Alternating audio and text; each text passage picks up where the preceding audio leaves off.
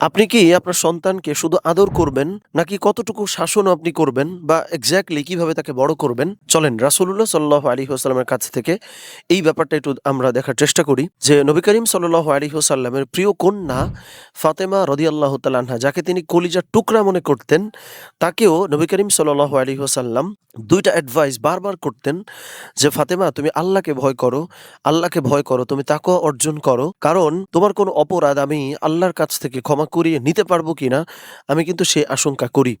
So এখান থেকে খুব গুরুত্বপূর্ণ কয়েকটা লার্নিং আমরা নিতে পারি। ফার্স্ট অফ অল রাসূলুল্লাহ সাল্লাল্লাহু আলাইহি ওয়াসাল্লামকে আল্লাহ সুবহানাহু ওয়া তাআলা সুপারিশ করার ইখতিয়ার পর্যন্ত দিয়েছেন, অধিকার পর্যন্ত দিয়েছেন। সেই নবীজি তার কন্যাকে পর্যন্ত সেভ করতে পারবেন কিনা এই আশঙ্কা তার মধ্যে কিন্তু ছিল। এবং নবী করিম সাল্লাল্লাহু আলাইহি ওয়াসাল্লাম চাইতেনও যে তার কন্যা তাকওয়াবান হোক। অলরেডি তো তাকওয়াবান নিশ্চয়ই ছিলেন।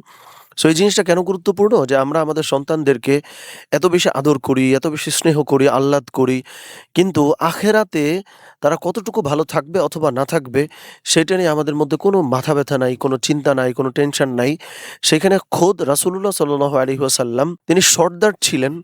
তিনি সুপারিশ পর্যন্ত করতে পারবেন হাসরে তার উম্মতের জন্য। সেই নবীজি পর্যন্ত এই টেনশনে ছিলেন বা আশঙ্কা করতেন যে আমার কন্যাকে আমি কি সেভ করতে পারবো? সো এই চিন্তা আমাদের মধ্যে বোধহয় থাকা উচিত অ্যাজ আ প্যারেন্ট, যে পিতামাতা হিসেবে আমরা এইটুকুন চিন্তা যেন করি। আল্লাহ সুবহানাহু ওয়া তাআলা আমাদেরকে সে তৌফিক দান করেন।